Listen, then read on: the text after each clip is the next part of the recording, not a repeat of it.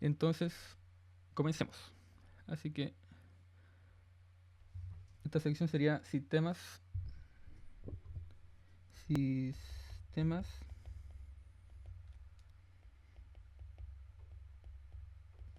ortogonales infinitos. Entonces, para poder construir un sistema ortogonal infinito, primero vamos a introducir algo que se llama la base de Hamel, que es una base, al fin y al cabo, que, bueno, va a ser un conjunto de vectores linealmente independientes. Y a través de esa construcción vamos a expandir esto a un espacio de dimensión infinita. O sea, un espacio vectorial de dimensión infinita. Así que hagamos la definición. Entonces, definición de la base de Hamel.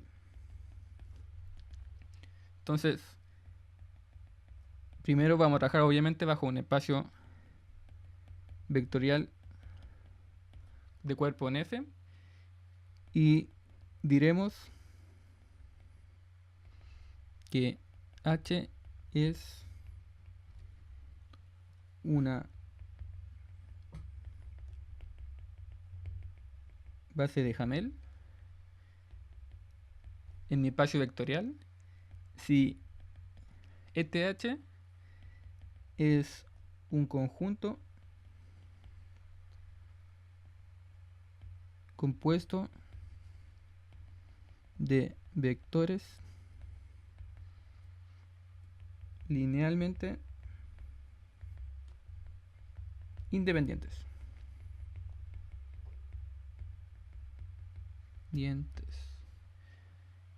Así como simplificación, vamos a decir que en este caso este conjunto H es linealmente independiente. Me está diciendo un conjunto de vectores linealmente independientes. Entonces, en simplificación, diremos que H es LI, el linealmente independiente. Entonces, ¿esto cómo se traduce? Esto va a ser tal que cada vector que me tome de mi espacio vectorial se va a poder expresar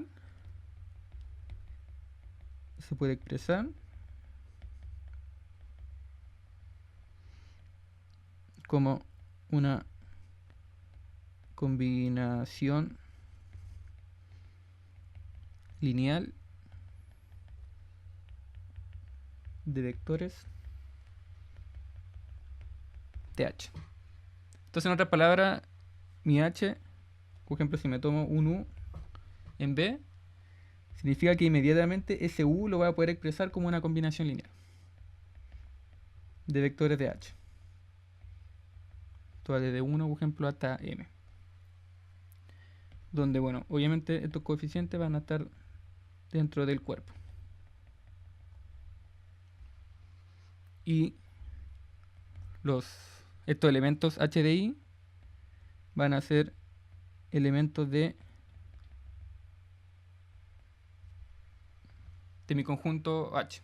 Entonces, en otras palabras, una base Hamel va a tener toda una colección de vectores linealmente independientes. Cualquier vector linealmente independiente de mi espacio vectorial va a estar en ese conjunto. Contiene todos esos vectores tales que yo pueda expresar cualquier otro vector como una combinación lineal. ¿Y de qué nos va a servir esto? Esto nos va a servir para poder construir una base de Hamel en cualquier espacio vectorial. De hecho, hay un teorema que me va a poder afirmar que justamente va a existir una base para cada espacio. Entonces, teorema.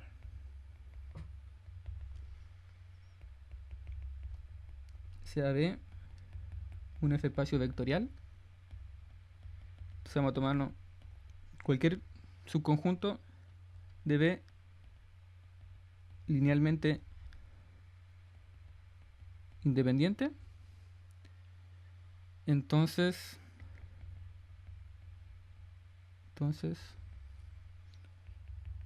siempre que encuentre un subconjunto linealmente independiente, el teorema me afirma que va a existir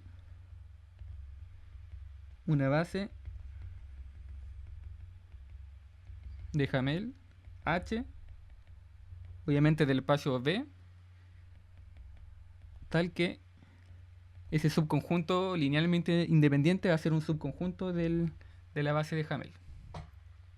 En otras palabras, usted tiene, por ejemplo, un espacio vectorial y encuentran cierto subconjunto con puros vectores linealmente independientes. Ese subconjunto de inmediato va a estar contenido en la base de Hamel. Cualquier subconjunto que ustedes encuentren linealmente independiente siempre va a estar dentro de esa base de Hamel. Esa base de Hamel existe sí o sí. Eso me afirma el teorema, que siempre va a existir una base para cualquier espacio vectorial.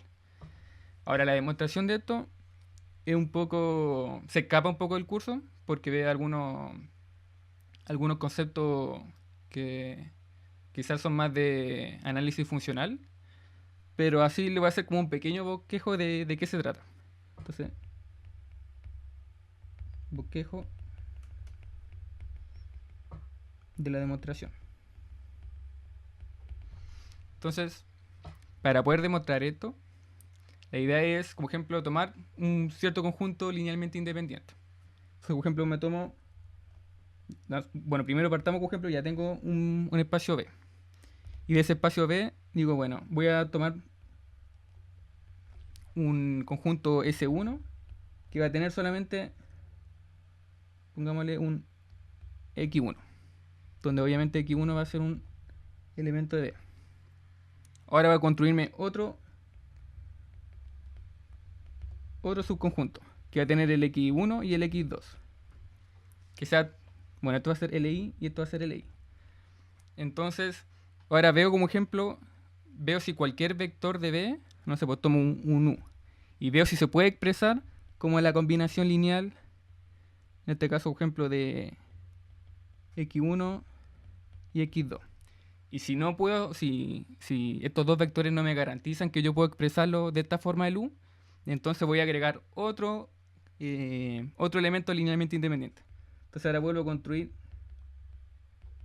otro conjunto con otro vector linealmente independiente. Y vuelvo a comprobar si cualquier elemento de B se puede expresar de esta forma. Entonces aquí ya serían una combinación lineal de tres términos. Y veo si esta igualdad se cumple. Si no se cumple, entonces vuelvo a agregar otro elemento. Y así voy a seguir de manera discreta hasta infinito. Bueno, hasta las veces que sea necesario. Así voy a construir un S4 y así. Después un S5, o sea, un S5 si es que me falta un vector. Después, no sé, quizá voy a llegar hasta el S1000. Y S1000 con 1000 elementos linealmente independientes. Y si todavía me faltan elementos, les vuelvo a agregar más y más y más. Entonces uno podría seguir así toda la vida. Podría estar agregando infinitos elementos para que esos elementos después sean me sirvan como una combinación lineal para cualquier elemento de B. Entonces hay un lema que se llama el lema de Zorn. Y me dice que, como ejemplo, esto, bueno, antes de hablar del lema de Zorn, si uno se fija, por ejemplo, el S1 está contenido en S2. Porque S2 tiene los elementos de S1. Y así, el S3 también tiene los elementos de S2. Y además tiene el X3. Entonces, si uno se fija, se forma lo que uno llama aquí una cadena. Por ejemplo, entonces, aquí voy a tener, no sé, un N-1, un N y así. Entonces, en este caso, ¿cómo se llama? El subconjunto, podríamos decir que forma parte de una cadena, forma lo que se llama una relación de orden. En este caso va a ser una orden parcial. Así como relaciones no sé, una relación parcial de la que uno ve en álgebra, por ejemplo, que sea reflectiva, transitiva, y otra más que no me recuerdo cuál era. Si forman tres axiomas, entonces tendría un conjunto parcialmente ordenado. Es decir, si con este subconjunto forma una reflexividad, la transitividad, y el otro no recuerdo cuál era. De hecho, creo que lo tenía por acá. Ah, sí, la otra era la antisimetría.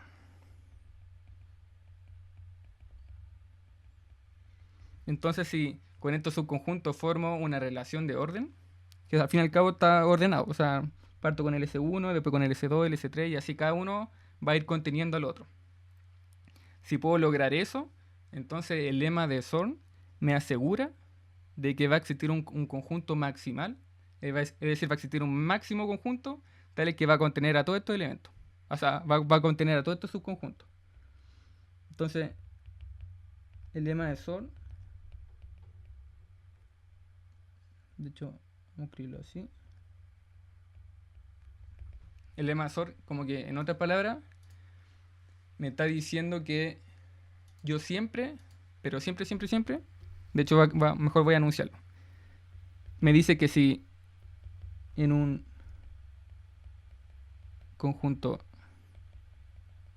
parcialmente ordenado, en este caso ejemplo A, toda cadena está acotada superiormente, entonces A admite al menos un elemento maximal. Entonces, ¿qué significa esto? Significa, por ejemplo, si en este caso mi A va a ser la colección de cada uno de estos subconjuntos, no sé, el S1, el S2, el S3 y así, de tal manera que todos estos elementos estén acotados por un otro subconjunto, que en este caso, si uno se fija, uno puede aquí crear un subconjunto que va a ser la unión de todos estos SI. De todos estos conjuntos que tienen conjuntos linealmente independientes. Recordemos que este era, por ejemplo, X1, este era X1, X2 y así. Sería X1, X2, X3. Entonces uno puede crearse un conjunto maximal tal que el lema de Zorn me asegura que sí o sí va a llegar un momento donde va a haber un conjunto B. Pongámosle M de maximal. M. Tal que, o sea, pongamos aquí el lema de Zorn.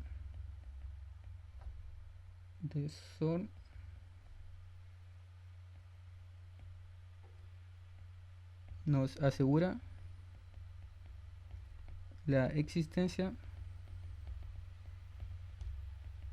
de un conjunto maximal M, tal que al final cada uno de estos elementos va a estar en M. Y si, no sé, de todo estos conjuntos no encuentra uno que es más grande, es decir, supongamos que el lema no sea real y en realidad existe un N que es más grande, tal que no sé, pues tenga otro elemento linealmente independiente, entonces en ese caso habría una contradicción, porque este de acá ya no sería maximal. Entonces necesariamente por contradicción este de acá tiene que ser el más grande. No puede haber otro más grande, por la propia definición de conjunto maximal. Entonces, en otras palabras, como bueno, dije que era un bosquejo, una demostración, no era una demostración en sí, pero en otras palabras, yo voy a ir a, no sé, parto con un conjunto que tenga un vector y veo si ese vector me genera, por ejemplo, ese X1 me genera un U de B. Si no, le agrego otro más y veo si lo genera. Y así voy siguiendo hasta tener, por ejemplo, ya n vectores. Y veo si me lo genera. Y si no me lo genera, sigo así. Entonces el lema de Zorn me dice que va a llegar un momento donde ya voy a tener un... Bueno, esto lo puedo guardar aquí, por ejemplo, en S1. Esto lo guardo en S2. Y esto lo guardo ya en Sn. Entonces el lema de Zorn me dice que ya llega un momento donde este conjunto M va a tener todos los elementos necesarios para poder construir U. Entonces al final este U voy a poder escribirlo como una combinación de puros elementos de M, por así decirlo. Eso es lo que me dice al final el lema de Zorn. Si yo aplico eso a esta demostración, entonces va a existir un conjunto, tal que sea linealmente independiente. Así que esto lo puedo aplicar en realidad para cualquier espacio vectorial. Entonces, como colorario de este bosquejo de demostración, porque no fue una demostración en sí, como colorario,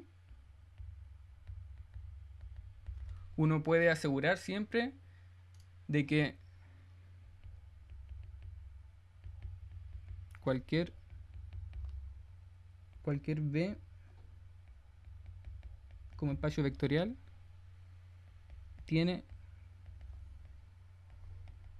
una base de Hamel.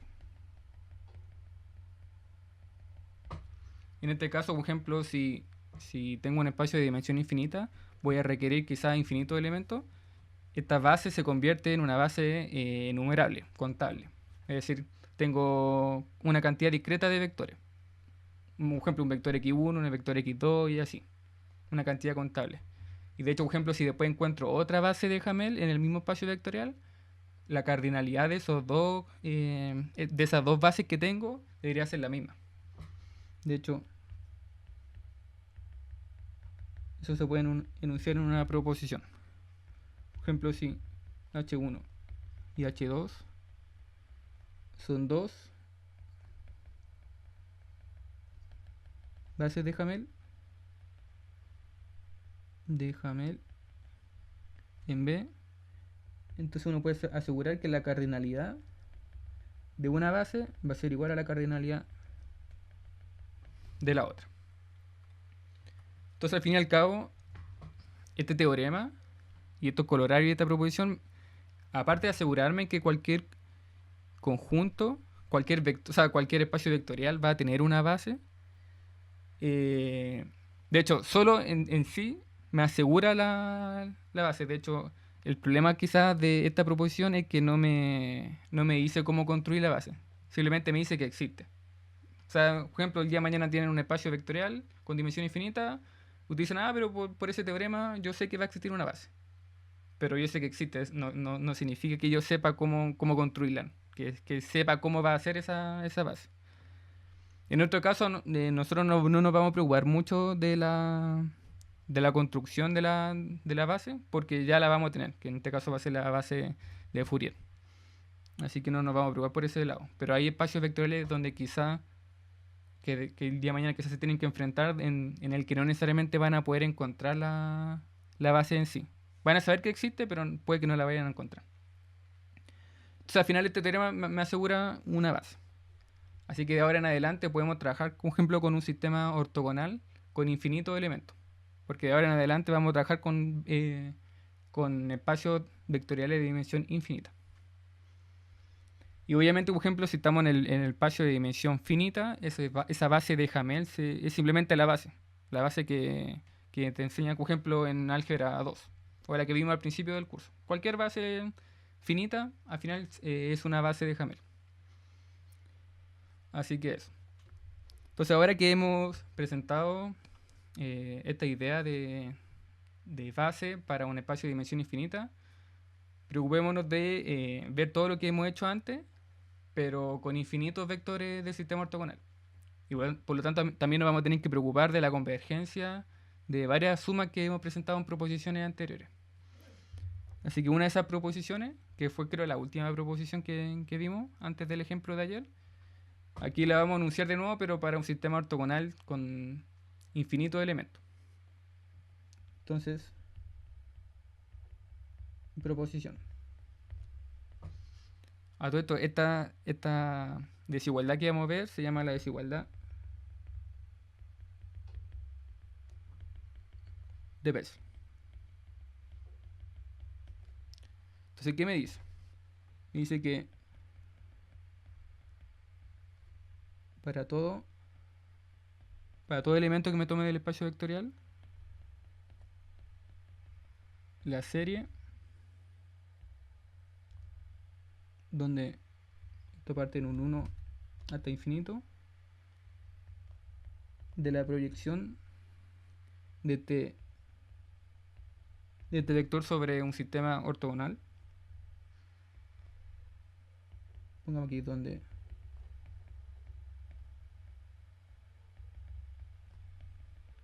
es un sistema ortonormal,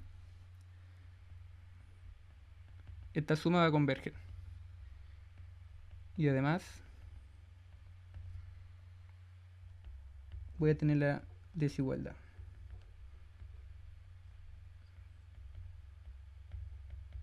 De esta forma.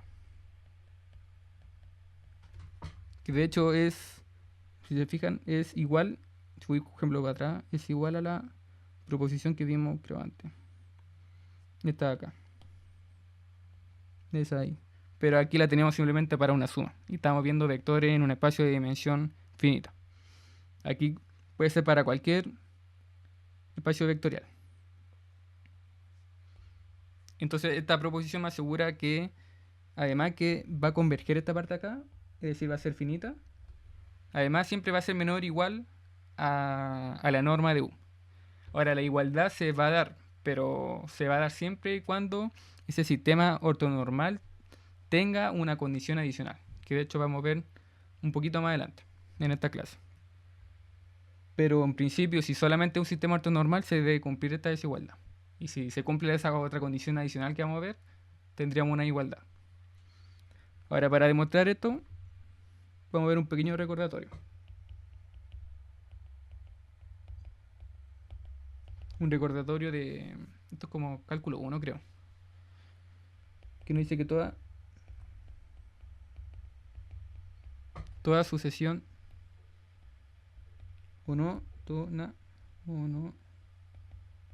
toda sucesión monótona y acotada, como ejemplo xn de n1 hasta infinito, donde cada uno de estos elementos es un real, es convergente. Y su límite, el supremo de cada uno de estos elementos.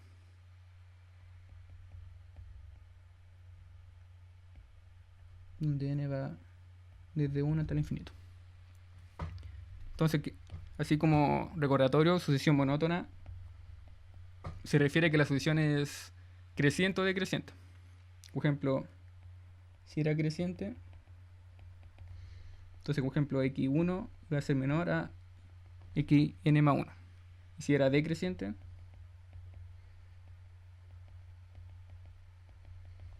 entonces el xn va a ser mayor o igual al xn más 1.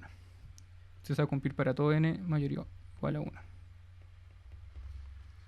Entonces vamos a aplicar que al final es un teorema, vamos a aplicar este teorema sobre la proposición anterior. Pero en este caso las sucesiones que vamos a tener van a ser la suma parcial. Así que demostración. Demostración de la proposición.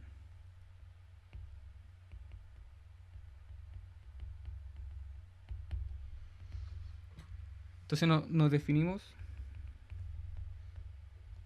S de m va a ser la suma parcial. Con suma parcial me refiero a que va a ser una suma que va a estar como truncada.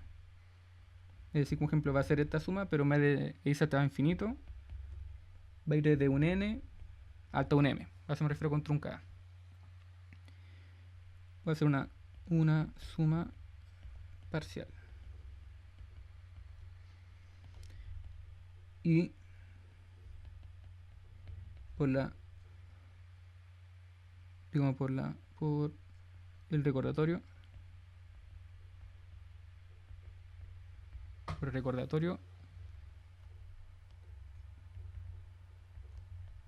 vamos a colocar, en este caso, nuestra sucesión que vimos acá va a ser nuestra suma parcial. Entonces este va a ser nuestra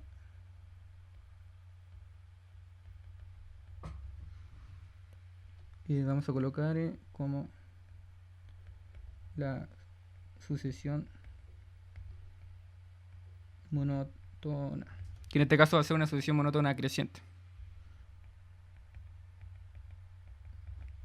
porque al fin y al cabo, por ejemplo, SM, que van a ser la suma de los primeros m, siempre va a ser menor o igual a la suma de no solo los m elementos, sino de m más 1. Entonces tiene un elemento adicional.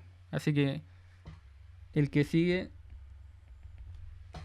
va a tener al menos siempre un elemento adicional en la suma. Así que por lo tanto siempre va a ser creciente. Y además, por la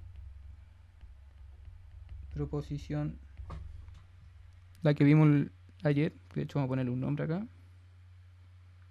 Esta proposición de acá. Pongámosle proposición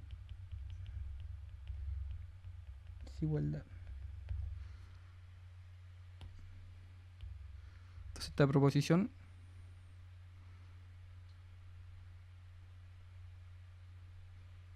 además por la proposición, pongamos aquí desigualdad,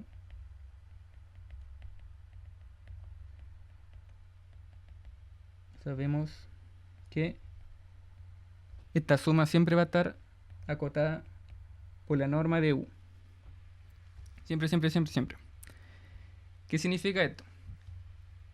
Significa que voy a poder tener las condiciones mínimas para el recordatorio que le di recién. Porque voy a tener una sucesión que va a ser monótona creciente y además cada una de estas sumas parciales siempre va a estar acotada por la norma de U. Así que podemos aplicar el recordatorio. Sí. Luego, la sucesión de sumas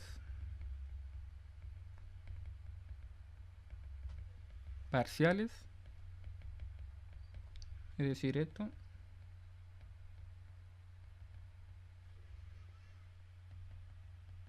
está acotada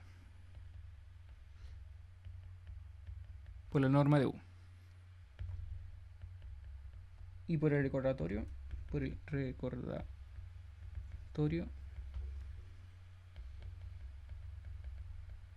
podemos afirmar que el límite de m cuando lo hago tender a infinito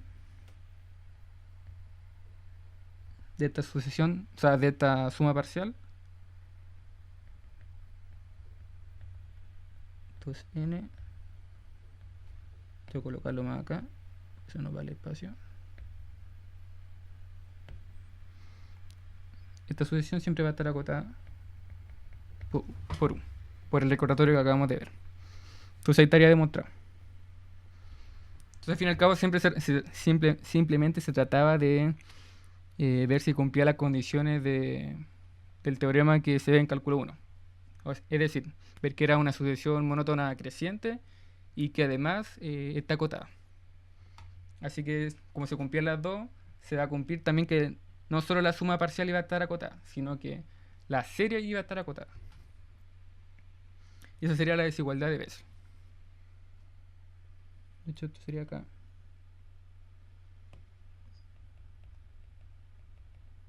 La desigualdad de Bessel. Ahora bien, si se fijan, hasta ahora lo único que hemos hecho sería ver que esta suma de cada una de las proyecciones, porque recordemos que esta parte de acá son las proyecciones de U sobre cada uno de los vectores ortonormales. Por ejemplo, si aquí tenía U, entonces tenía aquí una proyección tal que el largo de esa proyección iba a ser U de, no sé, pues si este fuera la proyección en E de 1, entonces esto sería E de 1. Si ahora, por ejemplo, aquí tuviera un E de 2, entonces esta sería la proyección sobre E de 2.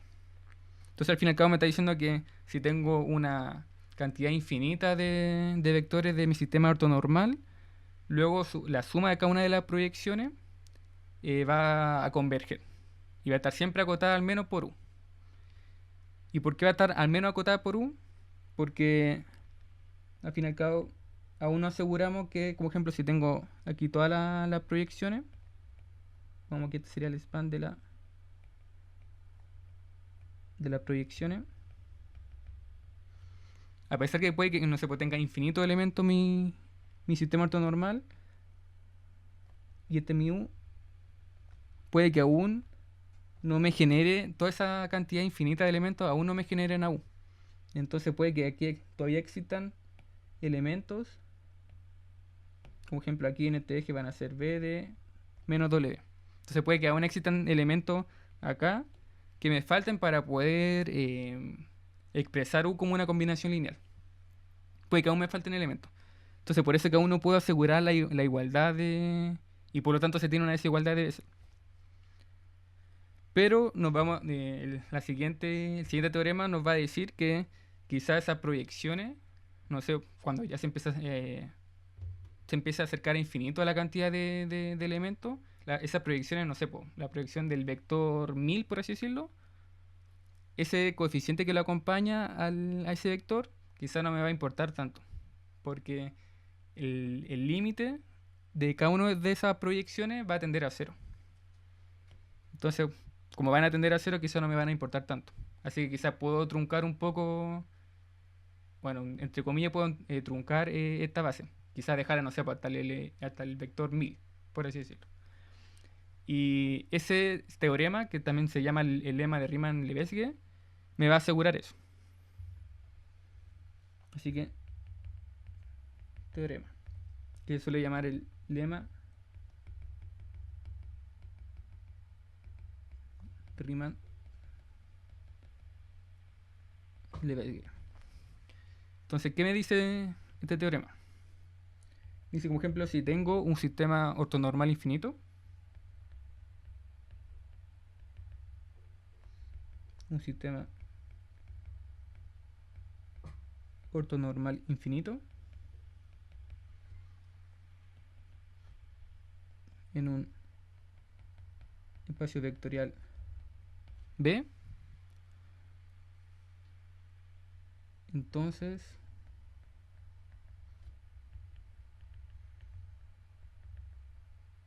para cualquier elemento de mi espacio vectorial, yo siempre voy a poder asegurar que el límite de U sobre cualquiera de estos elementos de mi sistema ortonormal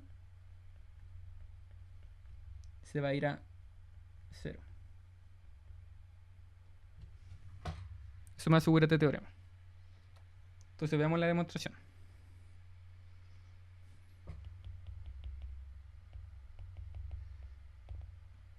Demostración. Entonces, primero que todo, sabemos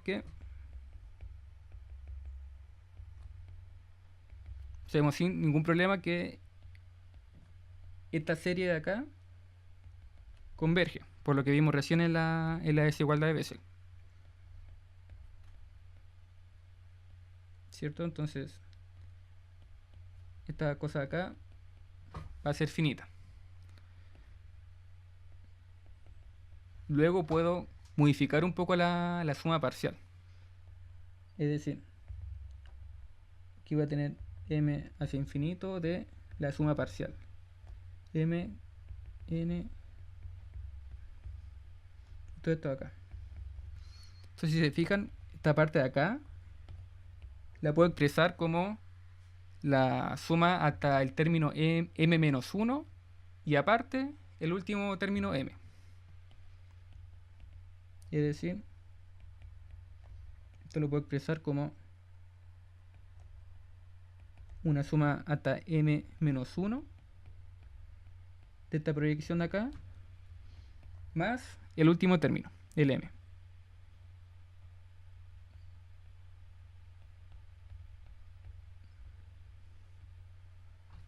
Vamos a correr un poquito más acá para que nos quede más centrado.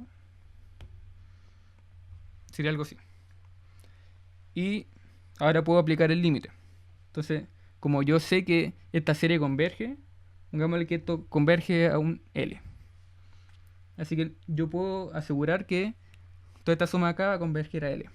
Pero también puedo asegurar que esta parte de acá también va a converger a L. Al fin y al cabo, si hago tender esa suma, que va a ser una suma parcial, va a converger también, si la hacemos tender a infinito, va a converger a L. Por lo que vimos de la desigualdad anterior en la demostración, que si tengo una sucesión monótona creciente, esa sucesión monótona creciente converge al supremo de esta sucesión. Entonces, si la parte de acá converge al supremo, esta parte de acá también va a converger al supremo. Así que en este caso el supremo va a ser L. Y solo nos quedaría L igual a L más el límite de este término. Obviamente todo esto puedo hacerlo porque estamos hablando de series convergentes. Así que esto implica que el límite tiende a 0. Esta predicción tiende a 0. Entonces, en otras palabras, así como una explicación un poco más burda, una vez que, por ejemplo, que yo tenga, que yo pueda expresar a mi U como una combinación lineal, esto es para cualquier U en B. Una vez que yo lo pueda expresar, por ejemplo, como una combinación lineal de esta forma, yo voy a poder decir que estos coeficientes de acá va a llegar un momento donde prácticamente se van a hacer 0. O sea, su valor absoluto se va a hacer 0. Eso es lo que puedo asegurar al menos. Y bueno, en la práctica eso significa que quizá después de un momento donde ya haya un comportamiento más o menos asintótico de estos coeficientes, una vez que ya hay una cierta tendencia, voy a poder cortar. Voy a poder cortar esos números y quizá no me van a interesar mucho lo que vengan después. Porque ya me va a bastar con lo que ya tengo, con lo que ya tengo una tendencia. Así que, bueno, pero eso es una vez que nosotros tengamos esta igualdad. Porque aún no tenemos esta igualdad.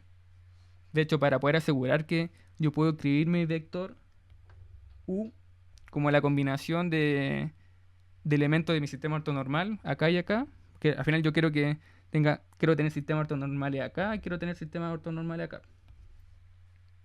De forma que cualquier vector de U lo pueda expresar al fin y al cabo como una combinación lineal de vectores del sistema ortonormal. Eso es lo que yo quiero, eso es lo que quiero lograr. Ahora, para lograr esa igualdad, yo necesito presentar algo que se llama los sistemas ortonormales completos. Y esa parte de completo me aseguraría todo esto. Pero para poder presentarles primero eso, voy a presentar una pequeña definición que se llama la convergencia en norma.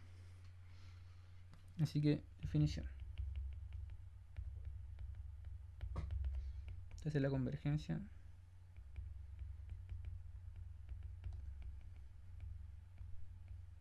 en norma. Entonces, sea una sucesión de vectores en un espacio normado. Diremos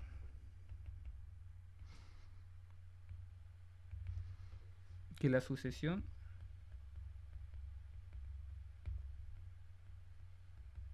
converge en norma al vector, a un cierto vector B de B, si el límite, pongámoslo acá, si el límite de M entendiendo infinito de la norma de B menos BME es igual a 0. O en otra palabra, más como definición de límite, va a existir, o sea, para todo epsilon, va a existir un M que depende de ese epsilon, un M natural, tal que esa norma va a estar acotada por ese epsilon. Y esto va a ser para todo M mayor o igual a M epsilon. Entonces, ¿qué significa esto? Significa que, por ejemplo, voy a tener aquí esto va a ser en un espacio vectorial cualquiera. Puedo tener, por ejemplo, un vector B1, B2, quizás van a estar todos medio alejados al principio. Puede llegar un momento donde todo esto de acá van a empezar a converger, y ya tendría aquí mi B, donde B obviamente el límite va a estar también en el espacio vectorial. Así que va a llegar un momento de aquí en un M epsilon, donde prácticamente ya no me va a importar no me van a importar mucho los vectores porque van a estar demasiado cerca. Entonces, por ejemplo, de aquí en adelante, los BM con este B, su distancia va a ser muy pequeña. Esto va a ser para todo M mayor o igual a M epsilon. Entonces, al final, la convergencia en norma es asegurar que dos vectores se encuentran cerca, si es que se encuentran cerca en norma. Que al fin y al cabo la norma me estudia en general siempre como la cercanía que tengo un vector de otro vector. Y vamos a aplicar esta definición, pero a la suma parcial. Entonces voy a ir a la otra página. Entonces, apliquemos esto a la suma parcial. SM. Entonces una nueva definición es que, como ejemplo ahora tengo, o sea, nuevamente una sucesión de vectores en el espacio normado.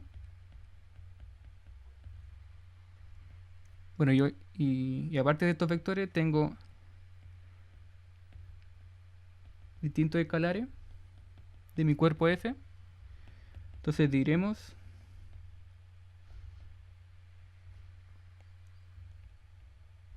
que la suma parcial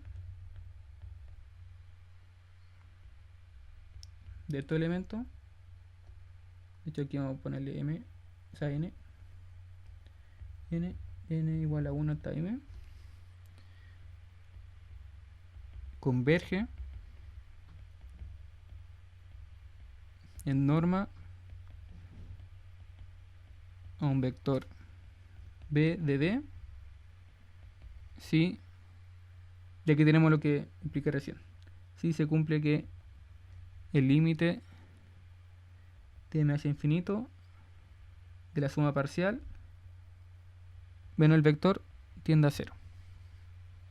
Entonces al final esto me va a poder asegurar no solo la convergencia de vectores, sino lo que sí me va a asegurar va a ser la suma parcial. Que la suma parcial tarde o temprano va a converger a mi vector b. Así que, en otra palabra, cualquier b voy a poder expresarlo como una combinación lineal de estos b de m. Entonces vamos a dejarlo aquí mejor. Ahí. Entonces va a ser esta definición la que me va a servir para poder definir lo que es un sistema completo. Que al fin y al cabo le dije que era la parte que me faltaba para que mi sistema ortogonal se pueda convertir en una base. Entonces, definición. Entonces, sistema completo. Entonces, sea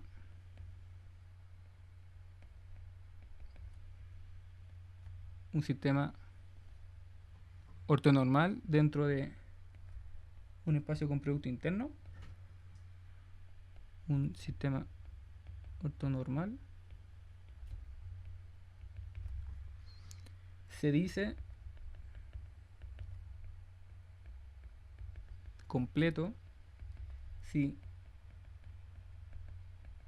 para todo U en B se cumple que este U lo puedo expresar al fin y al cabo como que puedo por fin expresarlo en realidad como una combinación lineal de vectores de la base ortonormal. En otras palabras, por la definición que vimos recién, que la norma de esta suma con U, entonces sería hasta M, de N hasta M, de esto se va a ir a 0. Una vez que el M lo haga tender hasta infinito. Entonces, claro, hasta ahora yo le he presentado sistemas ortonormales. De hecho, como en el ejemplo anterior que vimos al final de la clase anterior, en el que le presenté, por ejemplo, un sistema ortonormal con simplemente dos vectores, que era el seno y coseno. Ahora, como ejemplo, claramente ese sistema ortonormal no me permitía crear cualquier vector o no me permitía expresar cualquier función como una combinación lineal de esos dos vectores. Porque de hecho vimos que no nos servía. Por ejemplo, si la función era una cosa así, la combinación lineal nos daba como algo así. Entonces claramente no eran iguales, así que no me servía simplemente dos vectores. Entonces claramente un sistema ortonormal por sí solo no me sirve como base. Pero si tiene esta condición de sistema completo, es decir que en norma tienda a cero su suma parcial, entonces yo sí puedo asegurar con eso, con esto que sí se va a convertir en una base ortonormal. Así que, bueno, antes de poder construir la base ortonormal, también hay que fijarse que estamos hablando de una serie. Y por lo tanto la serie se podría dar el caso de que su límite a lo que converge, si es que converge, no sea único. Entonces porque al fin y al cabo tenemos series como ejemplo que si la expreso de una cierta forma, o la ordeno más que nada los términos de la serie de una cierta forma, voy a obtener un cierto límite, o voy a tener una cierta convergencia. Pero si la dejo de otra forma, la ordeno de otra forma los términos de la serie, entonces quizás me va a dar otro valor. Esto es como lo clásico que uno encuentra, por ejemplo, de la sucesión por ejemplo, bueno, en realidad no la sucesión, la serie de n, por ejemplo, 1 más 2 más 3 más 4, por ejemplo, que hay físicos que dicen que esto va a ser, por ejemplo, 1 partido en 12. Y claro, eso se da porque están ordenando la serie de una cierta forma. Y si la ordeno de esa cierta forma, claro, converge a eso. Pero si la ordeno de otra cierta forma, esta misma serie, entonces me va a dar otro valor. Entonces queremos primero asegurar que haya unicidad con esta combinación lineal de acá. Es decir, que queremos que si tengo esto, solo me dé el U y no me dé un B. O sea, si es que hago esta combinación lineal, siempre me va a dar el U que yo necesito y no otra cosa. Así que hay un pequeño teorema que me asegura esa unicidad. Así que veámoslo. Y de ahí podemos asegurar entonces que tenemos una base ortonormal. Así que solo nos quedaría esto para terminar esta clase. Así que el teorema.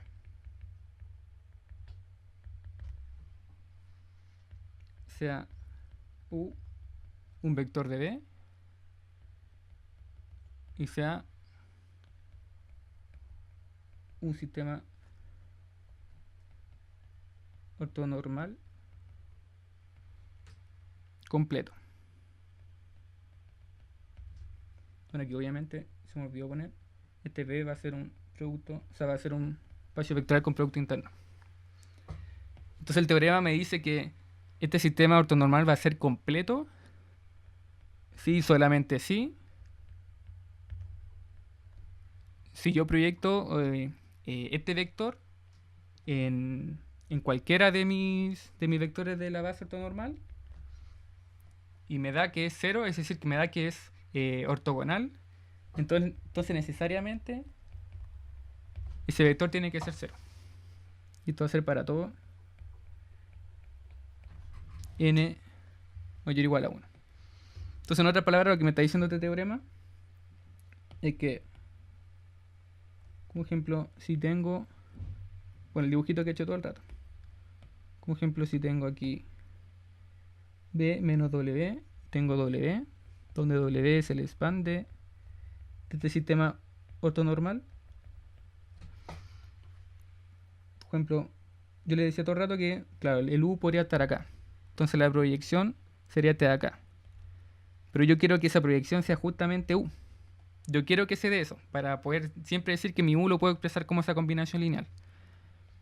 Pero también se puede dar perfectamente el caso en el que quizás tengo, por ejemplo, un sistema ortonormal que va a ser completo, pero también se podría dar el caso, por ejemplo, que este vector U se encuentra aquí. Entonces, si se encuentra acá, la proyección la proyección de U sobre el span no me va a entregar nada, me va a entregar prácticamente cero. Me va a entregar el cero vector, porque no tengo cómo proyectarlo en el eje horizontal.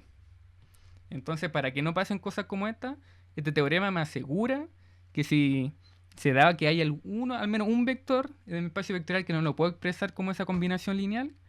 Entonces me asegura sí o sí que ese vector necesariamente tiene que ser el cero. Eso me dice en otras palabras.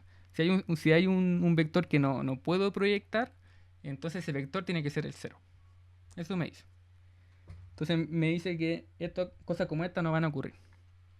O sea, siempre si tengo algo así, entonces yo al tiro, esto se va a convertir. ¿Qué hice acá? Se va a convertir en esto acá. Es decir, U va a ser igual a la proyección. Eso en otra palabra más segura, que si tengo un sistema ortonormal completo, entonces necesariamente cualquier vector al tiro va a ser su proyección. Y cualquier otro vector que sea ortonormal, entonces necesariamente va a ser el cero. Así que hagamos la demostración. Y con esta demostración también nos va a dar la unicidad. Así que demostración.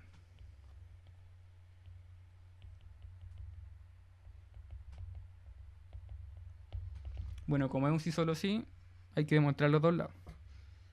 Así que vamos por ese lado de la implicancia. Así que primero tenemos que asumir que... Entonces, asumimos que este sistema ortonormal es completo. Entonces tenemos que demostrar, afirmación, tenemos que demostrar que, entonces necesariamente,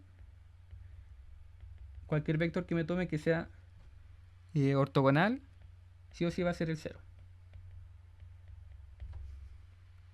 Y esto para cualquier vector del sistema ortonormal. Entonces, sea U de B. Aquí en este caso, simplemente nos basta con ver que si es completo, significa que yo puedo expresar este U al menos como una combinación lineal. Quizá no va a ser única, pero al menos lo podemos expresar como una combinación lineal. Pero si este sistema es completo, de hecho veamos por ejemplo la definición de completitud. ¿Dónde está la de completitud? Convergencia en norma. Entonces me pasé. Aquí está. Claro. Me dice que si es completo, entonces yo puedo expresar esto como una combinación lineal. Que en otras palabras significa que este vector en norma va a tender a cero, ¿cierto? Entonces, ¿dónde tengo aquí la demostración? Entonces, ¿qué es lo que puedo asegurar yo acá? Puedo asegurar que, bueno, en el caso que no sea, por ejemplo, si esto fuera cero, que de hecho lo que queremos demostrar es que sea cero, entonces de manera inmediata, que de hecho estamos suponiendo esta parte de acá, se va a dar de manera inmediata, que va a ser 0 por n, entonces va a ser 0. Así que necesariamente ese vector u va a ser el 0 vector. Porque al fin y al cabo, esto va a ser 0 para todo n mayor o igual a 1. Entonces ahí estaría demostrar la primera parte de la implicancia. Ahora la segunda parte, habría que primero suponer que si tengo ortonormalidad y que implica que esto es 0, tenemos que demostrar o afirmar que este sistema ortonormal va a ser completo. Entonces afirmación,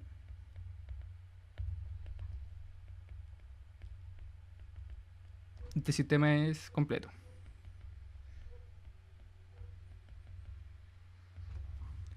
Así que ¿cómo podemos hacer eso?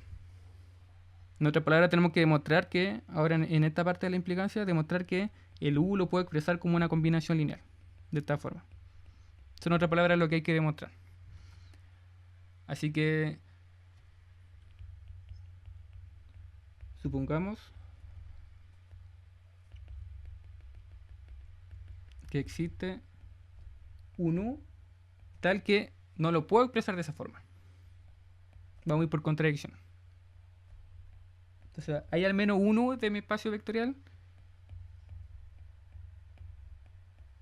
que no voy a poder expresarlo así. Entonces, pero por ejemplo, si puede existir un otro vector b,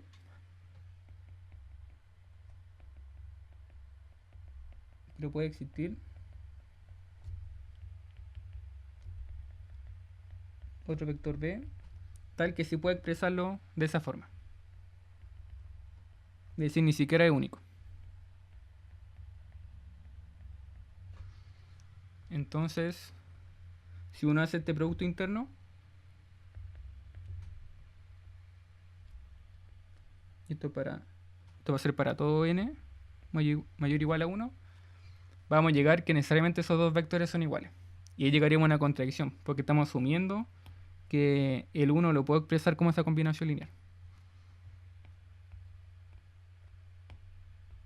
Así que si desarrollamos esto, nos queda...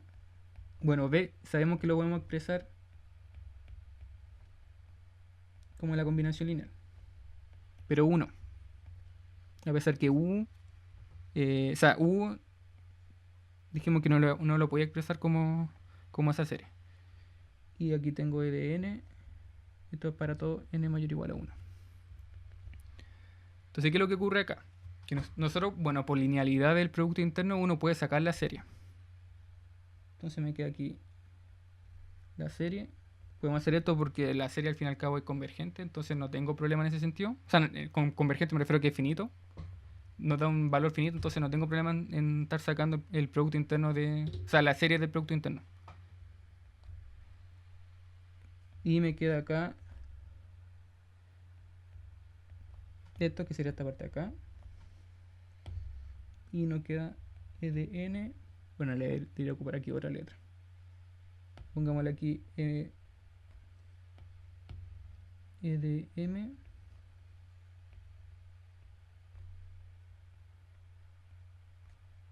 Y ahí sí. Entonces, quedaría este vector de acá. Y nos queda ese otro vector ahí. Menos. Ahora nos falta esta parte de acá. Así que esto también sería aquí como u de e de m. Esto sería m acá y sería m acá. Ahora, si se fijan, esta parte de acá sería el delta de nm. Así que esta serie se truncaría y me quedaría simplemente e de m menos e de m. Es decir, 0. Estamos diciendo que tb menos u es igual a 0 para todo m mayor o igual a 1. Ahora, como estamos diciendo que se cumple, o sea, que hay ortogonalidad acá, necesariamente estamos asumiendo de que ese b menos u tiene que ser igual al 0 vector. Y en este caso nos quedaría que u va a ser igual a b, que sería lo que estábamos pidiendo.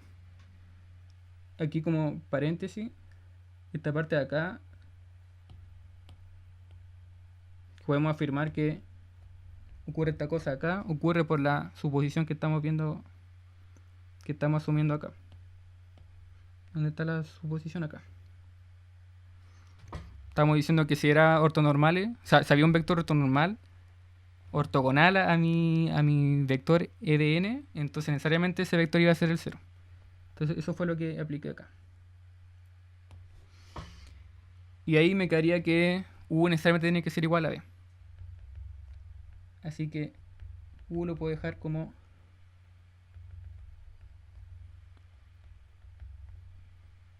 esta combinación de acá. lo cual sería una contradicción con lo que estábamos diciendo al principio. Así que necesariamente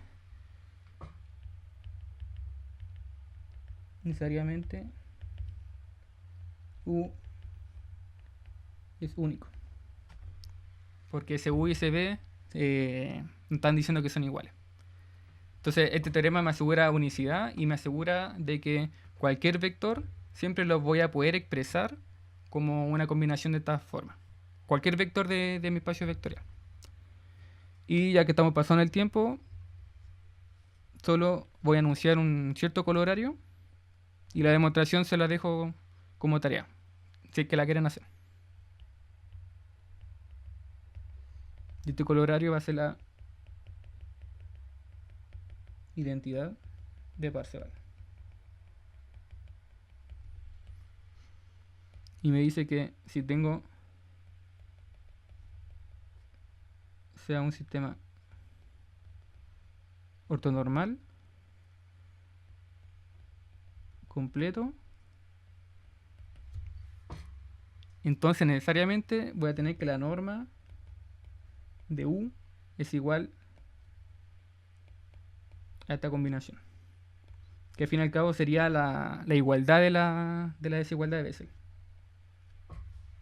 Eso sería en otras palabras, y esto sería para todo U en U. O sea, U en B. Y si, por lo tanto, por ejemplo, esto es un sí solo sí. Si que tengo esta igualdad, entonces necesariamente esos vectores de acá van a ser vectores de un sistema completo. Eso me dice la identidad de Parseval. O sea, si es completo, puedo expresarlo como una igualdad, esta desigualdad de Bessel. Y si tengo la igualdad, entonces necesariamente va a ser un sistema completo. Entonces la demo tarea. Como un colorario se puede aplicarlo parte del teorema anterior para poder demostrarlo. De hecho, no es muy difícil. Y eso, dejémoslo hasta acá.